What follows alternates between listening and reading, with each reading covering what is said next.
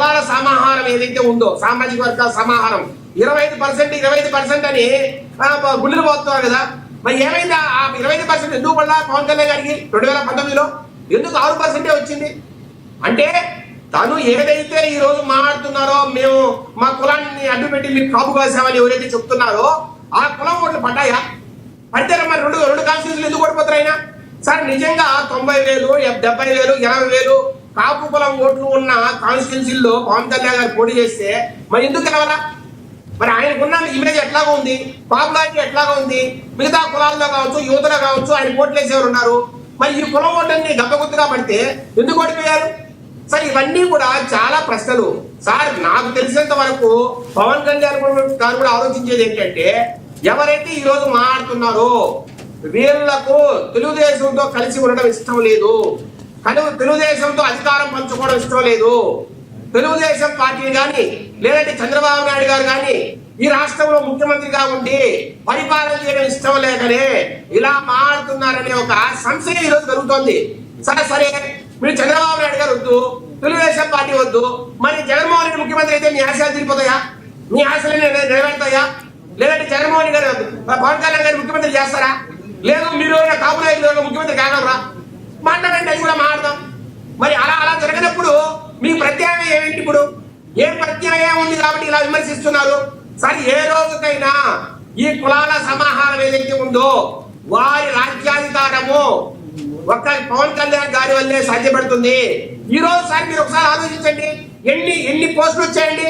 ఎంత మంది కాపు కులానికి సంబంధించిన వారు ఎమ్మెల్యేలు అయ్యారు, ఎంపీలు అవుతున్నారు, ఈ రోజు ఎమ్మెల్సీలు అవుతున్నారు, అట్లాగే కార్పొరేషన్ చైర్మన్ అయ్యారు. సార్ మీరు ఒకసారి కార్పొరేషన్ లిస్ట్ చూడండి, మంచి కార్పొరేషన్ అన్ని కూడా జనసేనకి ఇచ్చారు. ఇంక ఏం చేయాలి సార్? మార్కెటింగ్ యార్డ్ పోస్టులు ఇస్తున్నారు, రకరకాల డైరెక్టర్ పోస్టులు ఇస్తున్నారు. ఈ రోజు సార్ కాపు కులం కావచ్చు, బలిజలు కావచ్చు, ఆంధ్రప్రదేశ్ అంతటా కూడా ఈ రోజు రాజ్యాధికారం అనుభవిస్తున్నారు. ఏ కాన్స్టిట్యూన్సీలో చూసినా వాళ్ళు ఎస్పీతో మాట్లాడతారు, డిఎస్పీతో మాట్లాడతారు, సిఎల్తో మాట్లాడతారు. మీరు చెప్పినవన్నీ కూడా శేఖర్ రెడ్డి గారు, విజయశేఖర్ రెడ్డి గారు, మీరు చెప్పినవన్నీ కూడా అనాది కాలంగా అన్నీ వస్తున్నాయి. ఈ రోజు మాత్రమే వచ్చినాయి కావు. గతంలో కూడా అనాది కాలంగా ఉంది. అనాది కాలంగా ఇదే సామాజిక మీరు చెప్పిన ముద్రగడ పద్మనాభం గారిని కూడా పెంచి పోషించి కూడా మీ టీడీపీయే.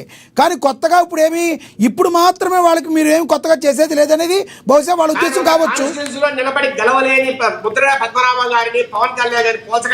సార్ పవన్ కళ్యాణ్ గారిని ముద్రగడ పద్మనాభం గారిని నేను పోల్చట్లా. మీరు ఏదైతే మాట్లాడారో ఈ రోజు విజయశేఖర్ రెడ్డి గారు ఈ రోజు మీ కూటమి ప్రభుత్వం ఎన్నో సపరేట్గా చేస్తుందని చెప్తున్నారు చూసారా? అవన్నీ ఈ రోజు చేసినవి కావు, గతంలో నుంచే ఉన్నాయి. బహుశా వాళ్ళ సామాజిక వర్గంలో ఇంకొంచెం గొప్పగా కోరుకుంటున్నారేమో అంటున్నా నేను. సార్ మీరు చెప్పినట్టు మాట్లాడదాం. సార్ జగన్మోహన్ రెడ్డి గారు ముఖ్యమంత్రిగా ఉన్నప్పుడు డిప్యూటీ సీఎం గా కాపు కులానికి ఒక పోస్ట్ ఇచ్చారు. అతనికి ఏం వాల్యూ ఉంది సార్? అదే ఈ రోజు డిప్యూటీ సీఎం గా పవన్ కళ్యాణ్ గారు సీఎం హోదా అనుభవిస్తారండి. ఏ జిల్లాకు పోయినా ఎస్పీ కలెక్టర్లు ఆయన సలహా కొడుతున్నారు. ఆయన ఏం చెప్తే ఎవరు గొప్పతనం అంటే కూటమి గొప్పతనం కాదు కదా, ఆయన చరిష్మా. అది ఆయన చరిష్మా సార్, అది ఆయన చరిష్మా. మీరు అంటున్నారు సార్ ఒకసారి అధికారంలోకి వచ్చినాక ప్రోటోకాల్ ప్రకారమే ఎవరికైనా వాల్యూ ఇస్తారు, కానీ దాంట్లో చరిష్మా పనిచేయదు సార్. ఇప్పుడు విజయ్ గారు పెద్ద సినిమా స్టార్ కావచ్చు తమిళనాడులో, విజయ్ గారు ముఖ్యమంత్రి అయినా పళనిస్వామి ముఖ్యమంత్రి అయినా ముఖ్యమంత్రి అంటే విజయ్ గారు ముఖ్యమంత్రి అయితే స్పెషల్ గా ఒక 50 మంది ఎక్స్ట్రా పోలీసు వాళ్ళు లేకపోతే గన్మెన్ లో పెట్టుకోరు. ఒక ముఖ్యమంత్రికి ఉండాల్సిన ప్రోటోకాల్ మాత్రమే ఇస్తారు. సార్ ఇక్కడ డిప్యూటీ సీఎం గా పవన్ కళ్యాణ్ గారికి ఎంత ప్రోటోకాల్ ఉందండి? ఒక సీఎం అనే పేరు తప్పితే ఆయన చెప్పితే ఏదైనా జరగకుండా ఉందా సార్? ఆయన చెప్పితే చంద్రబాబు నాయుడు కాదంటాడా? ఆయన చెప్తే లోకేష్ బాబు కాదంటాడా? సార్ ఆయన ఏది శాసిస్తే అది జరుగుతాడు సార్. ఈరోజు మీరు ఆలోచించండి, ఆయన ఏదైనా ఒక కామెంట్ చేస్తే వెంటనే దాని చర్యలు ఉంటాయి. ఈరోజు రాష్ట్ర ప్రభుత్వం తరఫున ఎక్కడ లేదో చెప్పండి. నేను ఒకటే అడుగుతున్నా సార్, ఆయన ఏం కళ్ళకన్నాడు? ఈ రాష్ట్రంలో పేదరికాన్ని ప్రారంభాలా, పేద బలహీన వర్గాలకు మంచి జరగాల సార్, పేద ప్రాంతాలైనా ఉత్తరాంధ్రకు అట్లాగే రాయలసీమకు మేలు జరగాల. ఈ రోజు నిరుద్యోగ అవకాశాలు నిరుద్యోగులు ఎవరైతే సరే సార్ ఓకే శేఖర్ రెడ్డి గారు, ఎస్ మీరు అడిగింది వాస్తవమే. వాస్తవమే శేఖర్ రెడ్డి గారు ఒక సామాజిక వర్గం ఎన్నో కళలు కనుండొచ్చు. దానిలో భాగంగా మీరు ఇంకొక ఒక మాట అన్నారు 2019 మీరే కదండి, పవన్ కళ్యాణ్ గారు కూడా ఆ మాట అన్నారు, నన్నుగానే గెలిపిస్తే రెండు సైడ్లు కూడా నేను ఎందుకు ఓడిపోయాన్ని. కేవలం కాపు కులస్తులు మాత్రమే వేసుంటే ఆ మాత్రమైన ఆయనకి ఓట్లు వచ్చిన్నాయి అనుకోవచ్చుగా, ఎందుకు కాపు కులస్తులు ఓట్లు పడలేదని పవన్ కళ్యాణ్ గారు ఫీల్ అవుతున్నారు? 2019లో ఆయన జస్ట్ 3000 ఒక మాట వినండి, కాదు సార్, జస్ట్ 3000-4000 ఓట్లతోనే భీమవరంలో ఆయన ఓడిపోయారు. పవన్ కళ్యాణ్ గారు ఎందుకు కాపు కులస్తులు నాకు ఓటు వేయలేదని ఫీల్ అవుతున్నారు? ఆయనకి ఓటు వేయబట్టే అంత వచ్చి ఉండొచ్చు అనుకోవచ్చు కదా. సార్ పవన్ కళ్యాణ్ గారు కాపు కులాన్ని గాని కాపు సామాజిక వర్గాన్ని గాని ఎక్కడ తప్పు పట్టట్లేదు సార్. మీరు ఎందుకు ఓటేయలేదని ఎప్పుడు ఏ రోజు తోలాళ్ళ.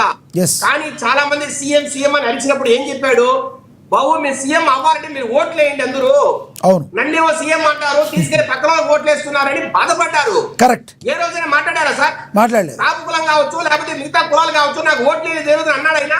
నేను ఆ కులాన్ని నుంచి వచ్చినాడు కాబట్టి నాకు మీరు ఎందుకు ఓట్లేని అడిగారా సార్? ఒక ముఖ్యమంత్రిగా కావాల్సిన వ్యక్తి, పార్టీ పెట్టిన వ్యక్తి ఎవరు కులాన్ని అడ్డుపెట్టుకోరు సార్. ఎగ్జాక్ట్. కులానికి ఎవరు పరిమితం కాకూడదు. అది అయితే ప్రాబ్లం అది ఎందుకు వీళ్ళకి అర్థం కాదు సార్. కొంతమంది కోసంగారి పేరుతో అంటున్నా రెడ్ల ఏసీ ఉందా లేదా కమ్మకు జేఏసీ ఉంటే ఎవరైనా వచ్చి బయట వచ్చి మాట్లాడతారా? ఏ రెడ్డి కోసం ఏ రెడ్డి సంఘ నాయకులైనా బయటకు వచ్చి ప్రెస్ మీట్ పెట్టి చూసారా మీరు? వారికి అన్యాయం జరుగుతుంది మన అంటే రెడ్లలో ఇబ్బందులు ఉండేవి లేదా? అన్నానికి లేను లేదా? లేదా కమ్మలో లేరా? ఎందుకు సార్ కొత్త లేస్తే ఉద్రేకంగా మాట్లాడేది? ఎందుకు ఒక ఇబ్బందికరమైన వారు సృష్టిస్తున్నారు సార్? ప్రతి కులంలోనూ పేదలకి సమస్యలు అది 4 మంది గుర్తించాలా? మీకు సమస్యలు ఉంటే పవన్ కళ్యాణ్ ఆఫీస్కో లేదంటే ఇంటికో రండి, 4 కోళ్ళ మీద కూర్చోండి, మాట్లాడండి. రాము గారు ఒక జేఏసీ చైర్మన్, కాపు కులానికో లేకపోతే సంబంధించిన వర్గాలు సరే ఆయన రిపోర్ట్ చేసిండొచ్చు కూడా. మీకు ఏదైనా సమస్యలు ఉంటే వచ్చి మాట్లాడండి. అంతేకాదు మీరు ప్రెస్ మీట్లు పెట్టి మీరు సామాజిక వర్గానికి ఏం చేశారు, మీరు ఎట్లా ఈ మాదిరిగా మాట్లాడతారు సార్? మీరందరూ సార్ అంబటి రాంబాబు అనే వ్యక్తి తెలుగుదేశానికి జనసేన మధ్య పొత్తును చేర్చాలా? పొత్తు ఉండకూడదు, తెలుగుదేశం పార్టీ ఓటు వేయకూడదు, చంద్రబాబు నాయుడు అధికారం కూడదని తప్పటితో మాట్లాడుతున్నాడు. జగన్మోహన్ రెడ్డి సీఎం చేయడానికి మాట్లాడుతున్నాడు. ఆటంలో మీరు పడతారా? అంటే అంబటి రాంబాబు మాట్లాడేది నిజాలేనా? కాపులు ఎన్ని మాట్లాడారు? రైట్, మీ అభిప్రాయం అర్థమైంది. కరెక్ట్. విజయశేఖర్ రెడ్డి గారు మీ అభిప్రాయం అర్థమైంది. మీ అభిప్రాయం అర్థమైంది. మళ్ళీ వస్తా మీతో, మీరు అడిగిన క్వశ్చన్లు కానీ మీ అభిప్రాయం కానీ అర్థమైంది. మళ్ళీ వస్తాం మీతో. అందుబాటులో ఉండండి. మనతో ఫోన్లో అందుబాటులో ఉన్నారు అక్షర సత్యం గారు, ఆయనతో మాట్లాడదాం. సీనియర్ జర్నలిస్ట్ అక్షర సత్యం గారు, నమస్తే సార్. నమస్కారం అండి. మీకు ప్యానల్ ఉన్న పెద్దలందరూ కూడా నమస్కారం సార్. అక్షర సత్యం గారు, జరుగుతున్న పరిణామాలను ఎలా చూస్తారు? జనసేన పార్టీ మీద ఒక విధమైన కులముద్రను వేసేయడానికి చూసేవాళ్ళు ఎవరంటారు? నిజంగా పవన్ కళ్యాణ్ గారు ఆవేదనలో వాస్తవం ఉందంటారు, మీరేమంటారు? సో జనసేన పార్టీ మీద కులముద్రతో పాటు అన్ని ముద్రలు వేయడానికి చట్ట విధాల అన్ని వర్గాలు అన్ని ప్రాంతాల నుంచి ప్రయత్నాలు జరుగుతున్నాయి సార్. ఒక ఆంధ్రాలోనే కాదు, తెలంగాణలో కాదు, తమిళనాడులో కాదు, ఎక్కడ చూసినా పవన్ కళ్యాణ్ మీద వ్యతిరేకంగా దాడులు చేయడం, వ్యతిరేకంగా ప్రచారాలు చేయడం, ఎక్కడ లేని వాళ్ళు కూడా ముసుగులు తీసుకుని మరీ వచ్చి ప్రచారాలు చేస్తున్నారు.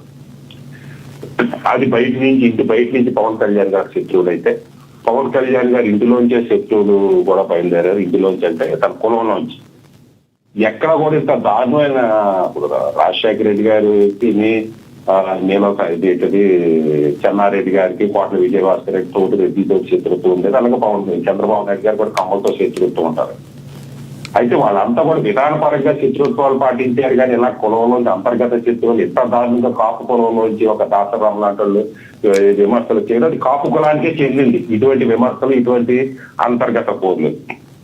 అయితే పవన్ కళ్యాణ్ మీద కాపు ముద్ర వేయడానికి ప్రయత్నిస్తున్నారంటే ఖచ్చితంగా ప్రయత్నిస్తున్నారు. అయితే గతంలో ఇప్పుడు సక్సెస్ అవుతారంటే నిన్నటి వరకు సక్సెస్ అయ్యారు.